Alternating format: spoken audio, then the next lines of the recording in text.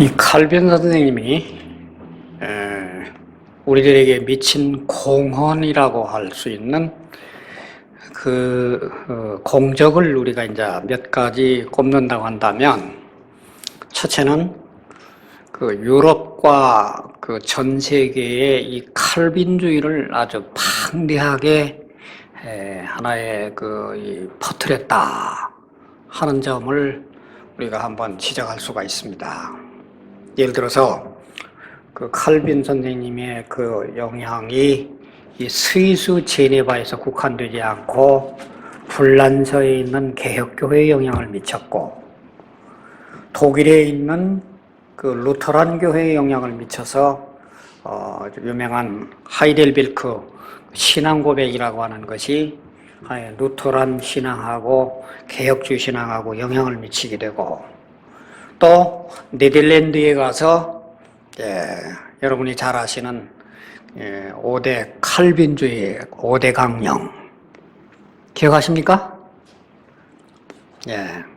그 전적인 타락, 무조건적인 선택, 불가항력적인 은혜, 제한적인 속죄, 성도의 견인, 이런 교리가 이 네덜란드에서 만들어진다든지, 이 스코틀랜드에는 이 잔 락스가 바로 이 칼빈보다도 연상이었지만 그 밑에서 배우고 와서 이 스코틀랜드를 이 제네바보다도 더 월등한 장로교를 만들었다든지, 또 영국에 많은 영향을 미친 것 등등, 그리고 이 칼빈의 영향에 의해서 영국의 영향을 받고 스코틀랜드 영향받고 네덜란드 영향을 받은 사람들이 하나의 미국에 건너가서 미국의 신대륙의 건국 초기 때에 바로 이 사람들에 의해서 하나의 정신적인 지조가 됐기 때문에, 사실은 이 칼빈의 영향이라고 하는 것이 굉장히 방대한 영향을 미친 것이 칼빈의 하나의 큰 공적으로 우리가 들 수가 있다. 우리는 우리가 어떤 의미였든지 간에 부인할 수 없는 사실은 칼빈의 영향 때문에 오늘 한국에 이 장로교 영향이라든지 청교도 영향이란다든지 경건주의 영향이 바로 이런 것까지도 이 칼빈의 영향이 우리가 받았다고 그렇게 생각할 수가 있는 데입니다. 그 다음에 두 번째, 이 칼빈이 이 공적이라고 얘기를 한다고 하면, 제네바 아카데미라고 하는 것을 1559년에 만들었습니다.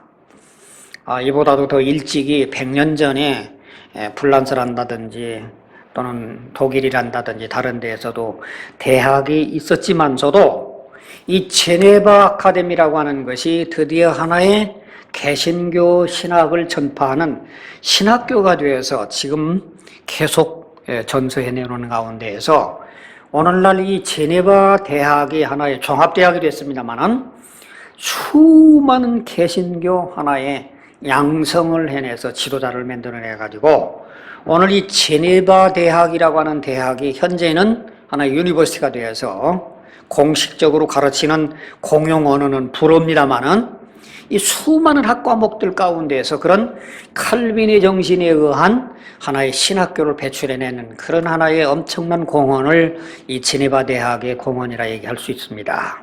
세 번째, 칼빈의 공헌이라고 한다면 기독교 강요라고 하는 책에 의해서 오늘 전 세계 모든 개신교가 바로 이 칼빈의 기독교 강요에서 뼈대가 굳어져 나왔다는 얘기입니다.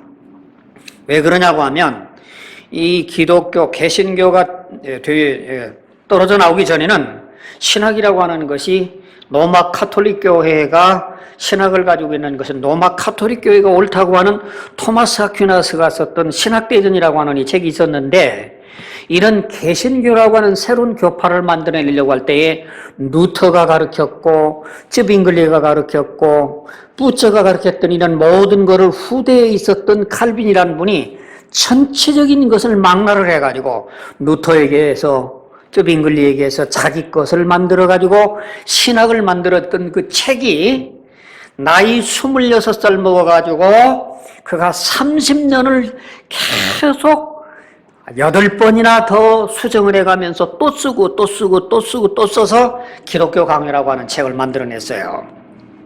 그래서 처음에 그가 26살 먹었을 때의 기독교 강요라고 하는 책은 140페이지밖에 안 됐는데, 그가 30년 동안 쓰고 난 다음에 책이라고 하는 거는 4권이 됐어요. 그래서 창조주 하나님, 예수님, 성령론, 교회론에서 지금 기독교 강요라고 하는 책이 아주 방대한 책이 되어가지고, 그래서 이 책에 있어서 모든 알미니안주의든지 순복음이든지 모든 신학의 개신교 신학이라고 하는 거는 이런 어떤 가톨릭에서 아닌 거는 이 책에서 비롯된 그런 영향을, 막강한 영향을 미쳤던 것을 보게 됩니다.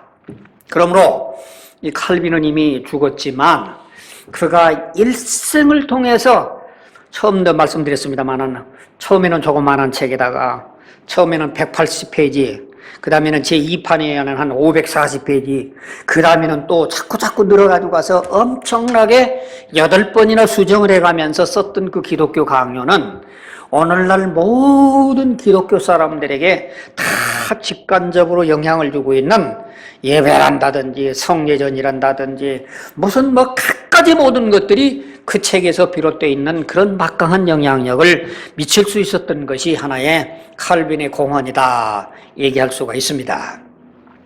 그러나 저는 이제 이런 어떤 이 공헌 못지아니하게 제가 이 칼빈 선생의 어떤 공헌을 깎아내리려고 하는 그런 의중은 전혀 없습니다.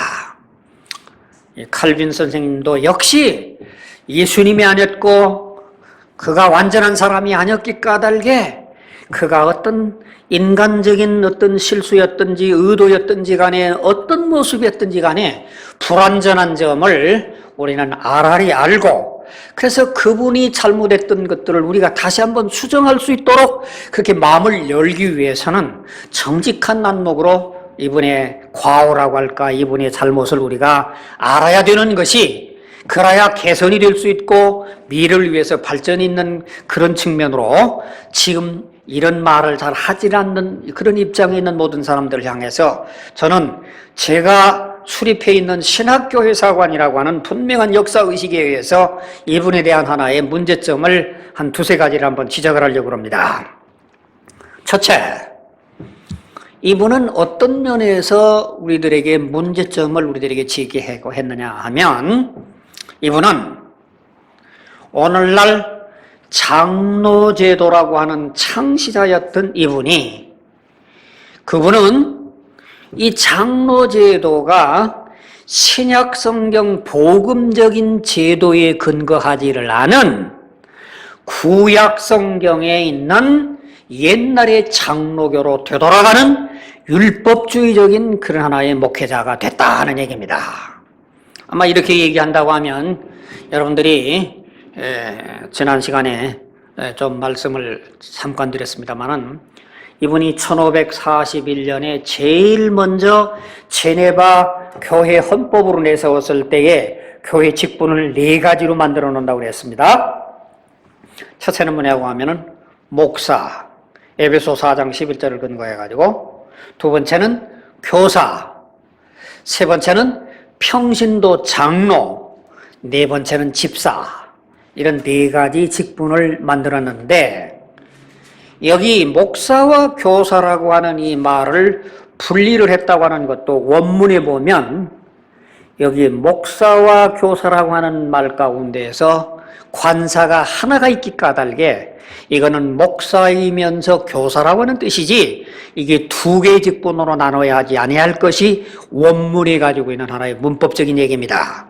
그 얘기를 제가 말씀드리려고 하는 게 아니라, 지금 세 번째 평신도 지도자인 장로라고 하는 것을 디모데전서 5장 17절에 있는 말씀을 근거해가지고 이분이 장로제도를 만들었다는 얘기입니다. 이거는 우리가 한번 성경을 가지고 한번 찾아보도록 하겠습니다. 우리 디모데전서 5장 17절.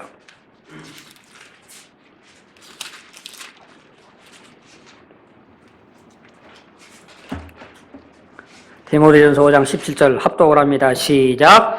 잘 다스리는 장로들을 2배나 존경할 자로 여기되 특별히 말씀과 교리로 수고하는 이들에게 그리할지니라. 여기 보면 앞에 있는 잘 다스리라고 하는 장로라고 하는 말까지는 잘 다스리라고 하는 장로라는 말이 맞는데, 이 잘 다스리라고 하는 장로라고 하는 말이 뭐라냐고 하면 그분들은 말씀과 교리로 수고하는 이들이라는 얘기입니다. 맞죠? 여러분이 이해가 있는지 한번 이 문장을 보시기 바랍니다. 이 본문에 보면 이 말씀에는 잘 다스리는 자를 배나 존경하기를 해야 되는데 왜 그분들을 배나 존경하냐면 이분들이 말씀과 교리로 수고하는 목회자들이기 때문에 배나 존경하라는 얘기입니다. 그러기 까닭에 우리는 현재 장로교가 오늘 이 칼빈 선생에 의해서 이런 본래 이 디모데전서 5장 17절에 있는 이 말씀을 무엇을 말씀드리냐고 하면은 목회하는 목회장로를 말씀을 염두에 두고 그분들을 존경하라고 하는 이 본문을 젖혀놓고 평신도인 장로들을 세워서 다스리는 장로라고 하고 가르치는 장로로 분류를 했다고 하는 것은 성경의 주경학적 입장에서 완전히 성경을 떠난 그런 입장에서 있는 그런 하나의 그거의 과거가 있었다는 얘기입니다. 그렇다고 한다면 좀 더 우리는 이거를 역사적으로 저는 이제 볼 때에 분명히 이거는 구약의 장로와 신약의 장로라고 하는 것이 우리가 구별할 줄 아는 안목이 있어야 되겠는데 구약의 장로는 뭐고 신약의 장로는 뭔가? 내가 한번 여러분 앞에 물어보겠습니다. 신구약 성경 가운데서 장로라고 하는 말이 맨 처음에 나오는 데가 어딘 줄 아십니까? 아마 여러분들은 장로하고 별로 관심이 없기 때문에 아마 여러분들이 그런 데 대답이 없는지 모르지만 이 장로라고 하는 말이 신구약 성경 가운데서 제일 처음에 나오는 건 뭐냐고 하면 출애굽기 50장 7절입니다. 한번 보겠습니다. 창세기 50장 7절 죄송합니다. 창세기 50장 7절.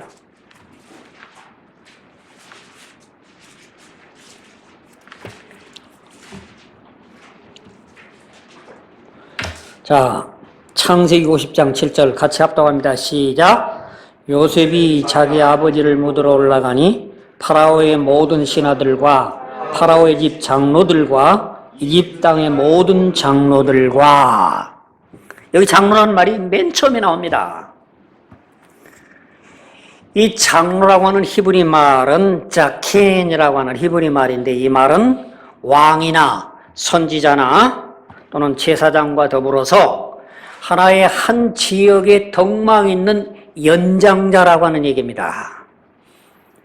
그래서 최초에 나오는 이 장로는 뭐냐고 하면 그 하나님 믿는 이스라엘 민족에 있었던 제도가 아니라 이방 민족, 애굽 민족들 가운데서 하나의 덕망 있는 장로라고 하는 제도가 연장자라고 하는 제도가 이미 애굽 사회에서 있었던 그 장로 제도를 그 다음에 출애굽기 3장에 가면 이스라엘 백성들도 그 장로 제도를 수용을 합니다. 그래서 애굽에 있는 사람들이 세웠던 그런 장로 제도가 출애굽기 3장에 보면은 역시 이스라엘 민족도 장로 제도를 수용할 뿐만 아니라 모세가 자기 장인 이드로의 권면을 받아가지고 자기가 혼자 너무나도 벅찬 이 정치를 하고 다스리기가 힘드니까 70인 장로를 세우는 얘기가 민수기에 나타납니다. 그래서 이 장로라고 하는 구약에 있는 시발은 구약에서부터 줄곧된 장로의 개념은 뭐냐고 하면 하나의 아무런 이런 어떤 목회적인 관심이 있는 게 아니라 하나의 정치적이고 덕망 있고 지역의 연장자로서 하나의 유지급에 속하는 그런 하나의 그런 분들이 구약의 장로였고 이와 같은 구약의 장로 제도가 복음서 시대까지도 연결이 되는데 마태복음 27장에 보면 예수님을 잡아 죽이려고 할 때에 대제사장들이 누구하고 의논하냐고 하면 모든 이스라엘이든 장로들을 불러 모아가지고 가서 예수님을 잡아주길 의논을 합니다. 또 사도행전 4장이나 5장에 보면 초기에 사도들이라고 하는 사람들이 복음을 전하려고 할 때에 대제사장들과 장로들이라고 하는 사람이 제일 핍박을 하는 사람들이 장로들이었던 사람들이었습니다. 그렇기 때문에 구약의 장로라고 하는 분들은 어떤 분이 나왔냐면 전혀 목회하고 관심이 없던 분이었는데 신약의 사도들이 제일 처음으로 사도들이 장로를 세운다고 하는 근거가 어디냐고 하면 사도행전 11장이 나타납니다. 우리 한번 사도행전 11장 보겠습니다.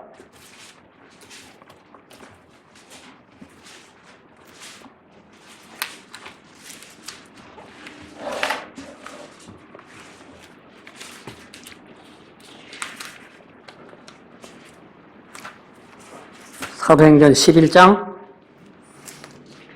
30절 같이 합독합니다. 시작. 또 그것을 실행하여 구호금을 바나바와 사울의 손에 맡겨 장로들에게 보내니라. 여기 말하는 건 안디옥 교회 장로들, 예루살렘 교회 장로들. 이때의 장로라고 하는 말이 사도들이 사용하는 장로라고 하는 말이 제일 처음이 나오고 그 다음에 사도행전 14장에 보면 바울 사도가 이고니온이라고 하는 데에 가서 개척을 하고 난 다음에 자기가 떠날 때 그곳에다가 장로를 세우고 나옵니다. 그렇다면 이렇게 사도행전이 나타나는 장로라고 하는 사람이 어떤 사람들이었냐고 하면 사도행전 20장에 한번 봅니다. 사도행전 20장 17절에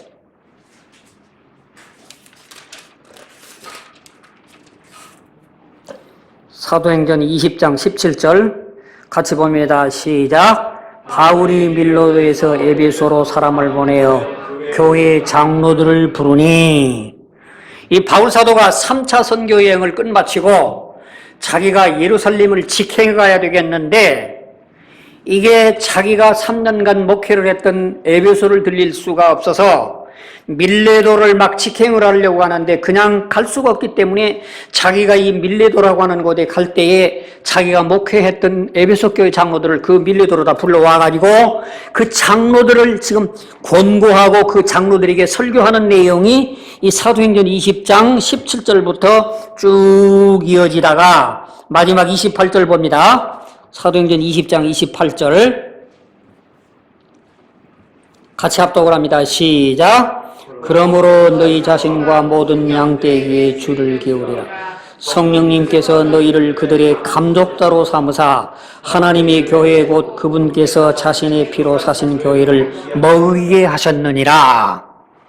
여기 보면은 이 에베소 교회 장로라고 하는 분들을 불러와 가지고 그분들에게 설교를 시키고 그분들에게 모든 것을 이제는 권면하면서 바울 사도가 뭐라고 말하냐면 너희는 에베소 교회 장로인 너희들은 하나님의 몸 되신 교회를 치는 감독자라고 얘기를 합니다.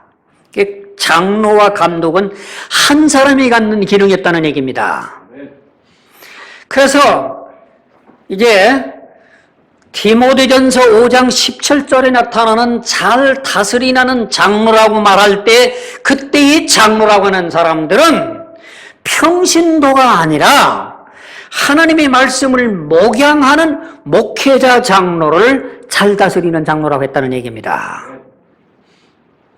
그리고 디도서 1장 5절 7절에도 보면 디도에게 바울 사도는 뭐라고 얘기하느냐고 하면은 교회의 장로인 너희들은 교회의 감독과 같은 기능을 얘기해야 되는 걸 말을 하고 또 베드로전서 5장에도 보면 사도들도 자기도 함께 된 장로라고 얘기하고 요한 사도도 요한 2서 3서에도 함께 된 장로라고 해서 사도들이 자기를 장로라고 부르고 있다는 얘기입니다. 그래서 신약 성경 사도들이 사용하고 있는 장로라고 하는 말은 무슨 말이냐고 하면 평신도가 아니라 감독과 장로는 한 사람이 교회를 목회하는 치리자를 장로라고도 말하고 감독이라고 말을 했다는 얘기입니다. 그러면 목사라고 하는 말은 언제 어디 나옵니까? 미안하지만 목사란 말은 신약 성경 가운데에서 없는 말입니다. 그러면 왜 목사란 말을 부르냐? 참 여러분들 이걸 아셔야 되겠는데, 사실 이제 중세교회에서 그 1500년 동안 가운데에서 이 감독이라고 하면 어떤 이미지를 갖냐고 하면은 그 무슨 교구, 주교, 감독이라고 하는 사람들이 너무도 사람들에게 포각하게 하고 너무 폭정을 베풀었던 이 비숍이라고 하는 감독이라고 하는 이미지가 아주 머리에 혐오감을 갖게 됩니다. 그래서 감독이라고 하지 않냐고 영국 국교회가 천주교에서부터 갈라져 나와가지고 새로운 영국식의 종교개혁을 일으킬 때에 그때 에드워드 6세라고 하는 분이 성공회를 만들어가면서 영국 국교회를 만들어가면서 이분이 1547년에 하나의 에드워드 훈령으로 만들면서 자, 우리가 새로운 목회자를 갖다가 이 프리스트라고 하는 사제라고 부르자니 이것도 기분이 안 좋다. 이분을 신부라고 해서 화더라고 부르기도 이것도 안 좋다. 그래서 이분들이 고안을 하고 연구를 하다가 무슨 말이 내냐면은 성경에 목자라는 말이 나옵니다. 목자라고 하는 말이 한 18번 나오는데 이 목자라고 하는 말이 뭐냐고 하면은 예수님이 목자예요. 양들을 위해서 생명을 거리는 목자. 그래서 이 목자라고 하는 이게 원문이 나오는 그 말을 갖다가 지금 이분들을 뭐라고 하냐면은 목자, 이분을 목사. 그래서 이분들을 뭐라고 하냐면은 미니스터. 이 헬라어로 이 목자라고 하는 말은 포이멘이라고 하는 말인데 이 말을 미니스터. 그리고는 또 이 사람들이 뭐냐고 하면은 라틴어로 얘기한다고 하면 파스트로, 영어로 얘기하면 패스터. 그래서 이 목사라고 하는 말이 종교개혁 후에 생겨지는 말입니다. 그래서 제가 말씀을 드린다고 하면 결론적으로 이 모든 말씀을 드린다고 한다고 하면 구약의 장로는 평신도들로 지속되어 왔던 목회하고는 상관이 없었던 그런 평신도 지도자였고 신약 성경 사도들이 말하고 있는 장로라고 하는 이 장로는 교회를 말씀을 가르치고 교회를 목양을 하고 교회의 모든 양떼를 이끌어가는 하나의 장로직분과 감독직을 같이 한 사람이었는데 이분들에게 하나의 그 양을 위해서 목자적인 정신을 갖추고 있는 목사요, 장로요, 감독이라고 하는 것은 신약 성경 전체가 한 사람에 갖는 호칭이었다는 얘기입니다. 이것이 신약 성경의 말씀이에요. 이거를 칼빈 선생이 모를 리가 없는 겁니다. 이건 아무리 디모데전서 5장 17절에 있는 말씀을 가지고서 자기가 잘 다스리는 장로라고 하는 말을 만들었다 손치더라도 아무리 읽어봐도 이 말을 가지고 평신도에게 장로를 세울 수 있는 본문이 아닙니다. 그런데 이분은 제네바라고 하는 것을 개혁하기 위해서 성경의 신약 성경의 복음적인 하나의 장로라고 하는 제도가 아닌 구약 성경의 율법적인 평신도들을 갖다가 지도자로 세우는 구약으로 돌아간 것이 장로교의 시작의 오리지널한 시작이라는 얘기입니다. 그러므로 오늘 우리가 깨달아야 할 가장 중요한 얘기는 이 칼빈 선생이 오늘날 500년 전에 장로교를 만들어가지고 오늘날 수많은 장로교에서 만들고 있는 이 장로라고 하는 제도는 신약 성경적인 장로가 아니라 구약의 율법적인 구약으로 회복 돌아가는 율법적인 장로교의 유산이다. 그런 말씀을 제가 이제 주경신학에 근거해가지고 확실하게 여러분에게 말씀을 드리도록 하는 겁니다. 그 다음에 또 하나 우리가 깨달아야 될 것은 교회 권징을 세속 권력으로 실시를 했다는 얘기입니다. 무슨 말이냐고 하면 칼빈 선생이 썼던 기독교 강요 제4권 12장에 보면 치리와 권징이라고 하는 쭉 내용이 나와야 합니다. 그래서 그분이 얘기하면 이런 내용을 얘기합니다. 온당한 치리가 없이는 어떤 사회나 가정도 바람직한 상황으로 보존될 수가 없다. 교회는 가장 질서 있는 사회가 되어야 한다. 그리스도의 구원하시는 교회가 교회의 영혼이듯이 7이야말로 각종 기관들을 연결하여 그 합당한 장소와 위치에 보존하는 신경과 힘줄의 역할을 한다. 이는 그리스도 교리에 저항하는 자들을 제어하고 제한하는 꽃비와 같은 역할을 한다. 또한 게으른 자들을 자극하는 박사의 역할을 담당한다. 그리고 어떤 경우에 중한 죄를 범한 자들을 위하여는 그리스도의 정신에 양순함과 자비를 따라 이들을 경책하는 아비의 편달 역할도 한다. 이는 교회의 참혹한 무질서를 방지할 수 있는 유일한 치료책이다.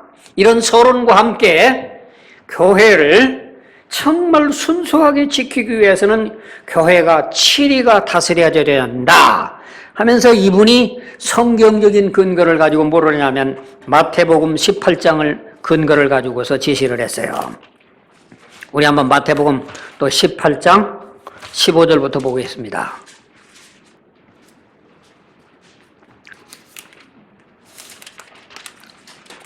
마태복음 18장 15절부터 17절까지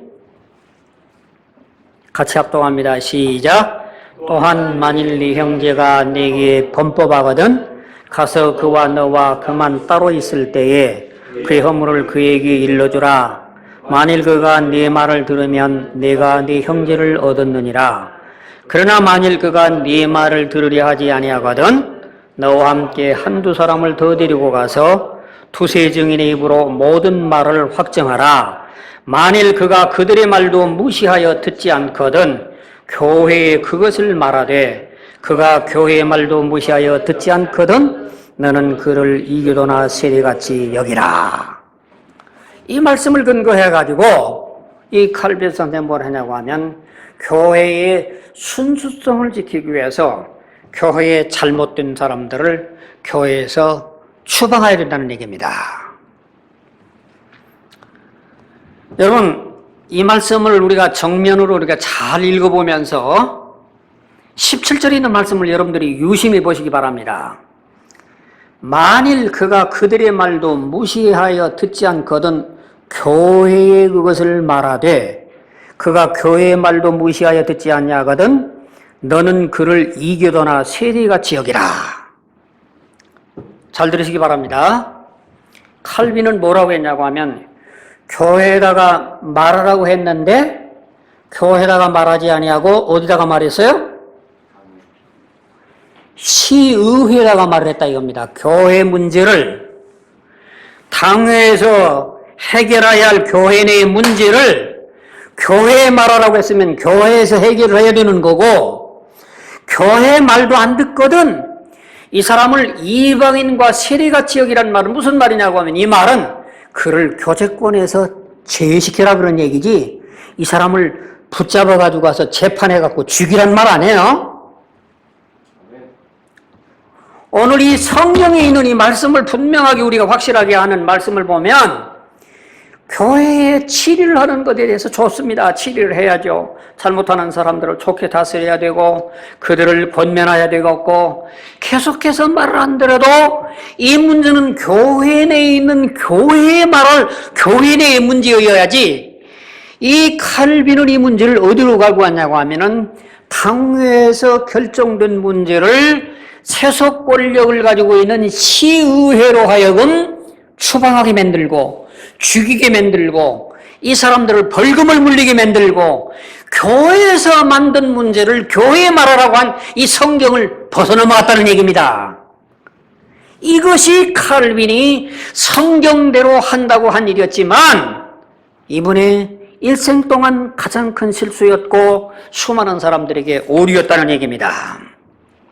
여러분, 칼빈은 여기에 대해서 수많은 변명을 많이 해요.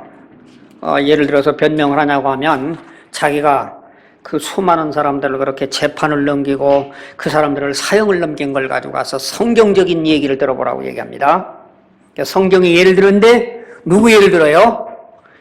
여러분들 가운데 신약 성경을 여러분들이 지금까지 읽어본 것 가운데서 범죄자를 그렇게 내어주라고 한 것이 신약 성경에 있습니까? 구약 성경에 있습니까? 그것도 몰라요? 네. 여러분, 신약성경 예수님께서는 자기에게 오른뺨을 치고도 왼뺨까지 돌려대고 원수를 사랑하라고 했고, 사도들도 예수님의 정신에 의해서 절대로 잘못하는 사람들이라도 끝까지 회개하기를 돌아오기를 기다리게 한 것이 신약성경이었습니다. 그렇다면 이 칼빈 선생은 어디서 근거해가지고 가서 이런 모든 사람을 이기냐고 하면, 그거는 철저하게 구약성경 율법과 모든 이스라엘의 역대의 왕들이 신성모독과 하나의 이들에게 이단이라고 하는 명분을 가지고 와서 죽이라고 하는 것은 구약밖에 없다는 얘기입니다. 여러분, 그런 근거를 댄다고 한다고 하면은 얼마나 많은 우리들의 모습을 보는지 모르겠어요. 성경에 수많은 예를 들어올 수가 있어요.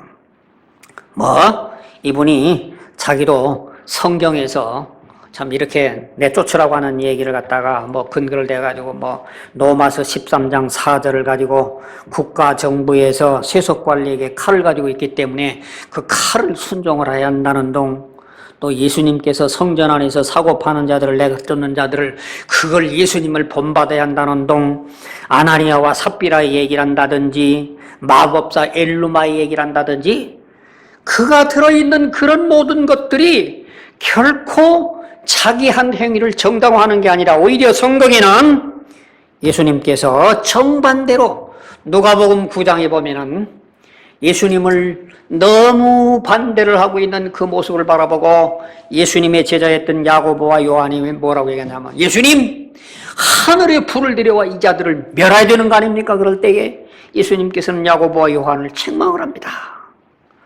또 예수님이 자기를 잡으러 어떤 대제사장이 그 종을 갖다가 베드로가 칼을 가지고 가서 목을 치려고 하니까 얼굴 베어가지고 가서 귀를 떨어뜨렸어요. 그때 예수님은 그 귀를 붙여주면서 하시는 말씀이, 칼을 칼집에 꽂아라. 칼을 가지는 자는 칼로 망한다. 또 빌라도 앞에서 예수님께서 네가 왕이냐? 나는 이 세상에 속한 나라가 아니다. 가이사의 것은 가이사에게, 하나님의 것은 하나님의 것에게.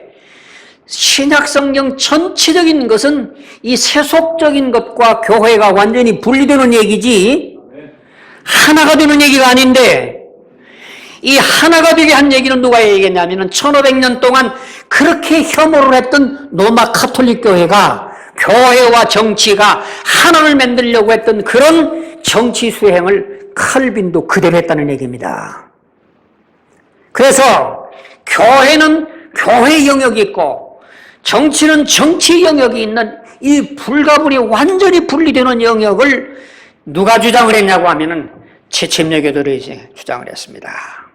여러분, 우리가 믿는 침례교도들, 내가 믿는 침례교도를 지금부터 500년 전 일이었지만 정말 그 당시 이단 소리를 받고 네덜란드 가운데에서는 그 당시 80년 동안 가운데에서 황제들이 2번 바뀌면서 이 네덜란드 안에 있는 사람들 가운데서 10만 명이 죽어가는데 10만 명이 죽어가는 것 가운데 4분의 3이 침례교도들이었어요. 제가 쓴 교회사 2권 가운데 나타나는 얘기입니다. 여러분, 이 얘기는 뭔 얘기냐고 하면 기독교가 시작이 돼서 종교가 하나의 국교가 되어가지고 가서 AD 313년에 콘스탄틴 황제가 국교가 될 때까지 300년 동안 죽었던 숫자보다도 80년 동안 네덜란드 안에 죽었던 그 재침례교들이 몇 배가 더 많은 겁니다. 이게. 그렇게 순교를 당해가면서 복음적이고 말씀 중심이기 때문에 누트가 이단이라고 하고 죽이고 칼빈이 이단이라고 해도 죽여도 말씀에 있기 까닭에 이들은 생명을 걸고 지켰던 사람들이 침례교도들이었던 사람들이에요. 여러분, 이런 역사를 공부를 하면 침례교도에 대한 긍지를 가져요. 역사를 모르는 사람은 침례교가 하도 희희하니까 침침하다 그러는데, 예? 여러분, 역사의 모든 맥락을 아는 사람들은 정말 말씀이 그렇게 확실하기 때문에 옆에 있는 수많은 가정을 포기를 당하고 내쫓김을 당하고 어림을 당해도 하나님의 말씀대로 살아가는 그들이 오늘날 어떤 결과를 가져왔어요?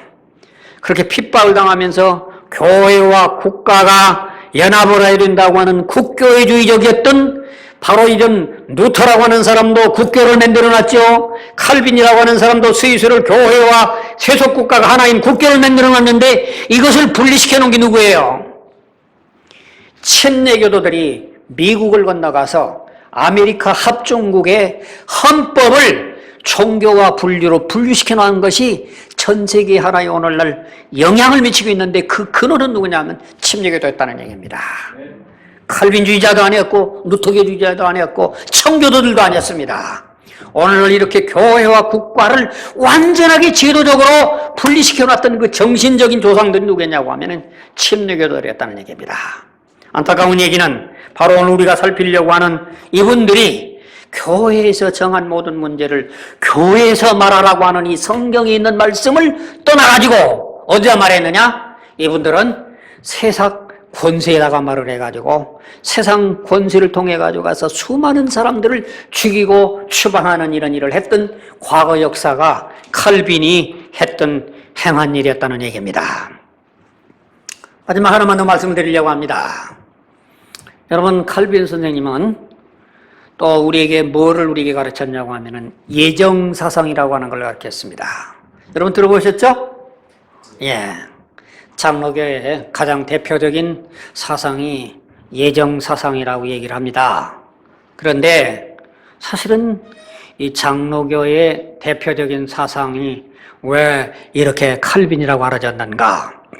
사실은 예정사상은 바울 사도의 사상 가운데 성경적인 사상이고 또 어거스틴이라는 사람들도 이 주장을 했고 로마 카톨릭도 주장을 했는데 오늘날 예정사상 하면은 칼빈 선생을 염두에 두는 그 결정적인 이유는 뭐냐고 하면 한 사람이 주장한 것으로 끝나는 게 아니라 그의 수많은 후학들이 칼빈 선생을 계승해서 똑같은 주장을 계승해 왔기 까닭에 오늘날 옛날 한 사람이 주장한 것으로 끝난 게 아니라 지속적으로 수많은 학자들이 계승한 그런 하나의 전통적인 신학이 됐기 까닭에 오늘날 수많은 사람들에게 알려졌습니다. 독일의 수많은 신학자, 네덜란드의 수많은 신학자.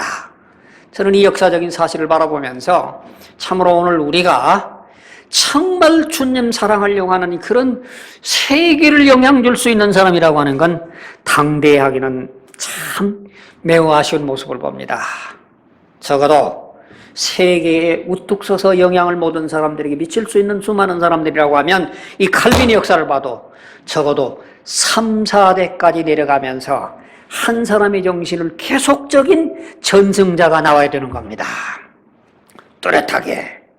그러기 까닭에 제가 교회사 처음에 말씀을 드릴 때 그런 얘기를 했습니다.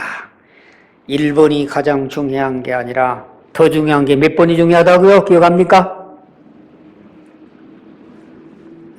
기억 못 하시는 모양인데 어떤 사람이 창하는 잘할 수 있어요. 1번이 잘해요. 군대에 가서 제일 선두에 있는 1번 기준이 잘 쓸 수는 있어요. 근데 2번이 현찬하면은 이건 빗나가기 시작해요. 1번은 빤듯하게 섰는데 2번이 눈이 사팔뚝이라 살짝만 삐뚤어지면 3번은 이 사람하고 맞추려고 더 삐뚤어져서 계속 삐뚤어져 가지고 이 한이 없는 사이가 벌어집니다. 그러므로 오늘날 개척교회 모든 목사님들에게 한결같은 제가 하나의 충고를 준다고 한다면 당신 하나로 만족하지 마시고 당신보다도 더 유능한 제2인자를 잘 선택하십시오. 그것이 제가 드리는 충고입니다. 자기가 아무리 잘해도 뒤에 있는 사람들이 흐려놓으면 말짱도로 목입니다. 그러므로 자기보다도 제2인자를 더 세워야 되는데 바로 이 칼빈 선생의 제자였던 베자, 그 다음에 바이스, 마이어, 또 수많은 사람들이 이분의 얘기를 계승함으로 말미암아 오늘날 하나의 예정사상 하면은 바울을 생각하지 아니하고 어거스틴을 생각하지 아니하고 누굴 생각하냐면 칼빈을 생각하는 그 이유는 그런 하나의 계승자들이 모든 교조를 그쪽에서부터 시원을 해가지고 가서 내려오기 때문에 그런 하나의 전통이 됐다는 얘기입니다. 그렇다면 칼빈 선생은 이제는 어떤 근거를 가지고 하나의 예정사상이라고 하는 것을 우리들에게 갖춰줬는가? 이 예정사상에 대한 얘기는 또 얘기하기 전에 또 어떤 얘기를 하냐면 반드시 유아들 구원에 관한 문제를 가지고 이 예정사상이 하나의 모든 신학자의 하나의 그 거침돌이 되게 되는데, 여러분 한번 물어봅시다. 여러분의 상식대로 한번 대답을 해보세요. 모든 인간은 아담으로 말미암아 원죄가 인간들에게 유전되어오죠? 맞죠? 그래서 갓난 어린아이가 있습니다. 갓난 어린아이가. 갓났는데 이 아이에게 원죄가 유전이 됐죠? 근데 얘가 예수 안 믿고 죽었어요. 어린아이가. 이 어린아이가 옛날에는, 우리 옛날에 본다고 하면 우리 부모님들이 몇씩 낳았어요. 나도 7남매의 장남이에요, 내가. 우리 아버지, 어머니가 얼마나 낳냐고 하면, 왜 이렇게 많이 낳냐고 그러니까, 옛날에는 한 7낳으면 2~3명은 죽으니까, 그때 많이 낳고 본다고 그냥 줄줄이 낳았다는 겁니다. 옛날에는 그렇게 많이 죽었어요. 그냥 껐더라면, 뭐 흑사병으로 죽고, 전염병으로 죽고, 수많이 많이 죽었어요. 자, 이 어린아이들이, 원죄로 말미암아 태어나가지고 죄를 가지고 있는데 이 아이가 예수님은 내 구주요 신앙 고백을 안 하고 죽었어요. 그러면 이 어린아이들은 지옥 갔습니까? 천국 갔습니까? 예? 어디 갔어요? 천국 갔어요? 어떻게 알아요?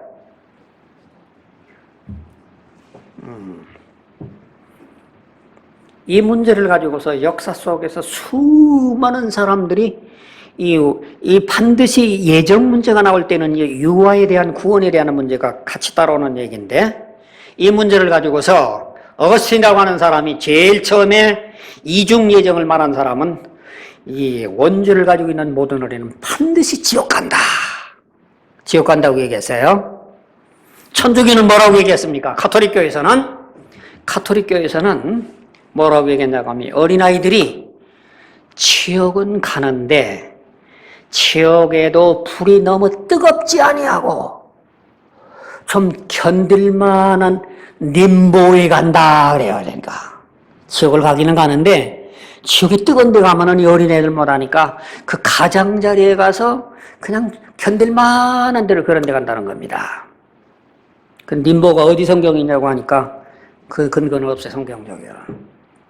그런데 오늘날 이 모든 사람들 가운데 유독 이 유아가 정말 보편적인 모든 예수님께서만 인류를 위해서 돌아가셨기 까닭에 어린아이는 그 어린아이가 아직 예수 그리스도를 고백하지 않았다 할지라도 그 아이가 자기의 자아의식에 의해서 죄의식을 깨닫기 이전의 어린아이들은 하늘나라 갔다고 하는 주장을 누가 했냐고 하면 쯔빙글리가하고 재침여교도들이 했어요. 근데 칼빈은 뭐라고 그러냐 하면 그거는 노바디노 오직 아시는 분은 하나님밖에 모른다. 하나님이 구원받기로 어린아이에게 예정해놨으면 천국 갈 것이고 그 아이가 하나님께서 포기하기로 예정해놨으면 지옥 간다. 모르는 얘기예요. 이게 이제 예정에서 나오는 얘기입니다. 자, 여러분들 어떤 걸 믿어야 되는 건지 여러분들 헷갈리겠죠? 예, 제가 개인적인 얘기입니다만은 제 딸아이가 처음에 임신을 해가지고 어린아이를 잃었어요. 8개월, 9개월 돼가지고 가서 출산하기 전에.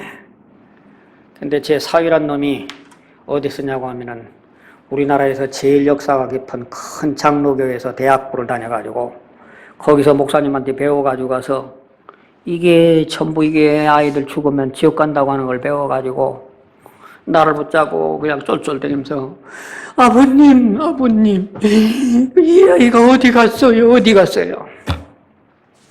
여러분, 우리 신앙이라고 하는 게 간단한 게 아닙니다. 그때 내가 다 이야기했습니다.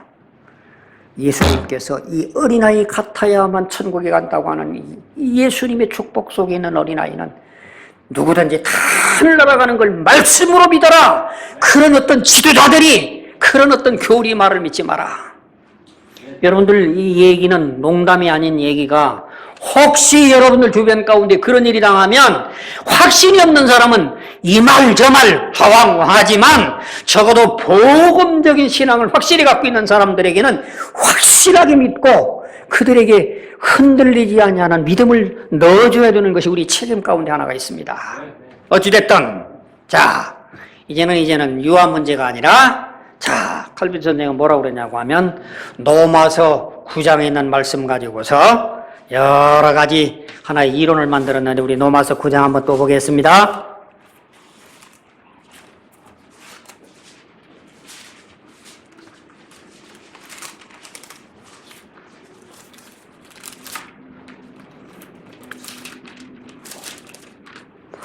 로마서 9장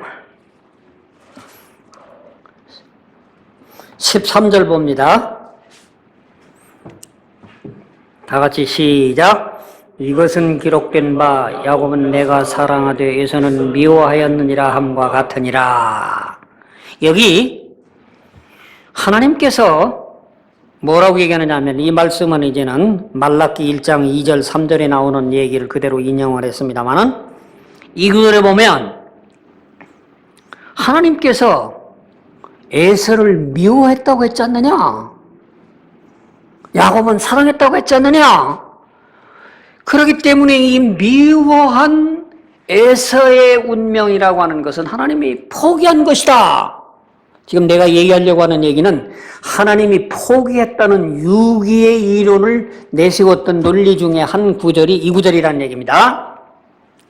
그 다음에 9장 17절에 같이 읽습니다. 시작. 성경 기록이 파라오에게 이르기를 내가 바로 이 목적을 위해 너를 일으켰나니 이것은 내가 네 안에서 내 권능을 보이고 내 이름을 온 땅에 두루 밝히 알리려 함이니라 하시나니.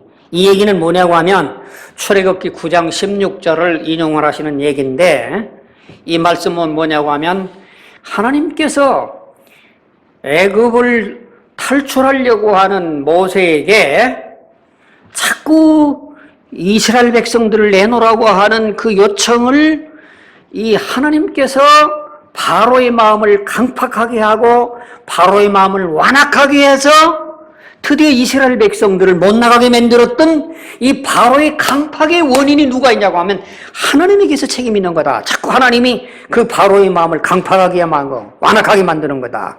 마찬가지로 하나님께서는 어떤 사람들에게 마음을 완악하게 만들고 어떤 사람을 강팍하게 만들어서 이 사람을 멸망으로 가게 하는 그런 성경 구절이 이 구절이다. 그 다음에 22절, 9장 22절, 23절 두 절을 읽습니다. 시작. 만일 하나님께서 자신의 진노를 보이고 자신의 권능을 알리기 위해 파멸시키기에 합당한 진노의 그릇들에게 심히 오래 참으심으로 인내하시고 이로써 영광에 이르도록 미리 예비하신 긍휼의 그릇들에게 자신의 영광의 풍성함을 알리려 하셨을진데 무슨 말을 하리요? 여기 보면 22절에는 자신의 진노를 보이고 자신의 권능을 알리기 위해 파멸시키기에 합당한 진노의 그릇이라고 하는 말이 나오고, 23절에 보면은 영광이 이도록 미리 예비하신 긍휼의 그릇이란 말이 나와요. 하나님께서는 여기 보면은 파멸시키기에 합당한 진노의 그릇이 따로 돼 있고 긍휼에 이르도록 예비하신 그릇이 따로 있다. 지금 칼빈이 뭔 얘기를 하려고 하는 얘기냐고 하면 하나님께서는 어떤 사람들에게는 구원받기로 영광에 이르는 그릇을 준비하고 어떤 사람은 진노에 임하도록 하나님께서 따로 준비를 했다. 이 논리를 설명하기 위해서 이런 구절을 설명한다는 얘기입니다. 자, 이런 설명을 제가 일일이 다 이 추경학적으로 설명을 하려고 하면 이제 너무 시간이 많기 때문에 제가 결론적으로 말씀을 드리려고 합니다. 성경에 예정사상은 분명히 있는 겁니다. 로마서 9장, 로마서 11장, 에베소서 1장, 에베소서 2장, 갈라디아서 이 신약 성경 전체에 보면 예정 사상이라고 하는 건 분명히 성경적인 사상입니다. 그렇기 때문에 우리는 성경에 있는 예정 사상을 우리는 그대로 받아들여야 합니다. 그러나 이 성경적인 예정 사상의 하나의 특징은 뭐냐고 하면 철두철미하게 두 가지가 전제된다는 얘기입니다. 뭐를 전제하느냐고 하면 성경에 있는 모든 예정 사상이라고 하는 건 첫째 누구냐고 하면 반드시 구원받은 자의 대상으로 예정 사상이 적용되고 있다는 얘기입니다. 무슨 말이냐고 하면 바울 사도가 로마서에다가 말씀하고 있는 그 로마서는 로마에 있는 구원받은 성도들에게 이 내용을 얘기하는 것이지 로마 일반 시민들에게 얘기하는 얘기는 아니다는 얘기입니다. 바울 사도가 에베소에게 편지를 보낼 때 에베소에 있는 시민들 가운데에서 에베소 시민 중에 구원받은 성도들을 향하여 예정의 교리를 말한다는 얘기입니다. 그래서 성경적인 예정의 교리는 뭐를 말하느냐고 하면 반드시 구원받은 자에게 주시는 하나의 권면과 축복의 말씀이 성경적인 예정이라는 얘기입니다.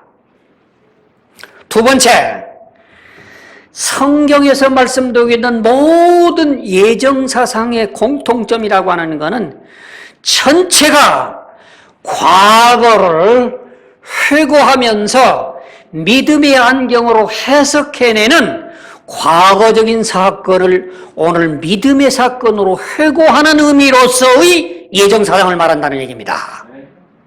이 말이 굉장히 중요한 얘기입니다. 이 성경에 있는 얘기는 어떤 미래의 지향이 어떤 사람을 멸망으로 예정했다고 하는 미래지향적인 말씀이 아니라 성경에 있는 로마서든 에베소든 어떤 성경이든지 모든 창식이든지 이 사건이 과거에 있었던 사건을 내가 믿음으로 해석할 때 이런 말이 이 예정이라는 말이 나온다는 얘기입니다. 우리 한번 여러분들 얼른 알아듣기 쉬워서 에베소 1장에 있는 얘기를 한번 보겠습니다. 에베소서 1장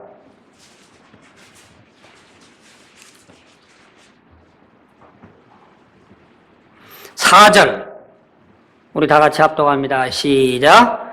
곧 우리가 사랑 안에서 자신 앞에 거룩하고 흠이 없게 하시려고 창세전에 그분 안에서 우리를 택하셨으며, 이 바울 사도가 에베소 교회를 향해 가지고 뭐라고 얘기하느냐면 하나님이 그리스도 안에서 우리를 창세전에 선택을 했다 그랬어요. 여러분, 바울 사도라고 하는 사람이 언제 사람이에요? AD 30년부터 67년 어간 사람이 창세전에 하나님의 선택한 것을 바울이 봤어요, 안 봤어요? 대답을 하네요. 바울이라고 하는 사람이, 이 바울이 자기가 하나님이 창세전에 우리를 예정한 하나님 행위를 봤어요, 안 봤어요? 안 봤어요. 근데 왜 창세전에 우리를 예정했다고 하는 말을 무슨 말로 하는 겁니까? 이거는 보질 않았지만 몇천 년 전이 언제인지는 모르지만 하나님께서 그리스도 안에서 우리를 택정했다고 하는 과거의 사건을 믿음으로 해석하면서 이렇게 우리의 예정의 교리를 과거의 사건을 믿음으로 해석하는 것이 성경적인 예정의 사상이라는 얘기입니다. 그런데 칼빈은 성경적인 예정의 사상을 한 발자국 넘어가서 뭐라고 그러냐면 하나님께서는 어떤 사람은 우리를 구원으로 우리를 예정하셨을 뿐만 아니라 어떤 사람은 멸망으로 예정했다는 얘기는 칼빈의 자기 얘기지 성경 얘기가 아니라는 얘기입니다. 그러므로 여러분들이 구별할 것은 오늘 우리가 믿어야 할 것은 성경적인 예정을 우리가 믿는 것으로 끝나야지 이렇게 성경에 없는 어떤 독특한 인간의 말을 믿기까 달리 어떤 결과가 온 줄 압니까? 칼빈 선생이 이렇게 예정사상을 가르쳐 놓고 말미암아 이제 저 네덜란드가에서 칼빈의 5대 강령 가운데에서 하나님께서는 모든 인간이 전적으로 다 타락을 했는데 하나님께서 무조건적으로 선택한 사람들만 구원을 받았기 까닭에 예수 그리스도의 죽음이라고 하는 것은 구원받기로 택정된 제한된 속죄를 주장했다 이겁니다. 예수님이 구원 안 받기로 한 사람들을 위해서는 안 죽은 거고, 예수님이 죽음이라고 하는 것은 구원받은 우리들만을 위해서 죽었다고 하는 제한적인 속죄를 만들어 놔서, 그래서 이 칼빈의 예정론으로 말미암아 200년 동안 하나님이 예정된 사람은 제발로 교회에 들어온다고 하는 생각 때문에 선교의 문이 닫혀 버립니다. 그래서 아무도 전도하려고 하지 않으려고 구령하지 않으려고 하는 깜깜한 암흑의 시대가 칼빈이 예정론을 발표하고 난 다음에 200년이나 계속이 되는 거를 저 영국에 있는 유명한 현대 선교의 아버지였던 윌리엄 캐리라고 하는 분이 칼빈 선생의 이 신학이 잘못됐다, 이거를 교회 목사님들 앞에 얘기를 하려고 할 때 침략의 목사님들도 여보게 자네가 뭐 한다고 그래, 좀 앉아. 얼마나 모독을 당했지만 그 윌리엄 캐리는 성경 헬라어 원문을 구두방을 하면서 공부를 했더니 말씀의 확신을 잊기 까닭에 목사를 변화시켜가면서 그분이 현대선교를 개척함으로 말미암아 이 칼빈주의가 무너져버리는 하나의 위대한 공헌을 한 것이 침례교 선교사였다는 얘기입니다. 제가 말씀의 결론을 내립니다. 여러분, 우리는 칼빈 선생님으로 인해서 은혜를 입은 바가 많이 있습니다. 기독교 강요, 그리고 뿐만 아니라 이 모든 신학적인 뼈대를 갖춰줬지만 그도 우리와 똑같은 인간이었기 까닭에 그도 자기가 미워하는 사람을 죽도록 살인, 교사하는 범죄도 저질렀고, 그의 신학 가운데에는 우리가 성경적이도 있지 아니하는 이런 구약적으로 돌아가는 장로제도, 또 뿐만 아니라 이런 예정사상으로 오늘 우리들에게 수많은 사람들에게 나쁜 결과를 가져오므로 우리들에게 신앙의 혼란을 가져오는 그런 하나의 부작용도 가져왔다고 하는 것을 우리가 동시에 이해하면서 우리는 이런 것을 걸러내고 하나님의 온전한 말씀만 받아들이는 그런 순수한 신앙을 갖기 위해 저는 이런 강의를 통해서 우리가 눈 떠야 할 것이 무엇인가를 여러분이 바로 보고 이 모든 것을 정리하고 신앙생활하면 여러분에게 힘이 될 것을 믿는 마음으로 이 말씀을 여러분에게 드립니다. 감사합니다.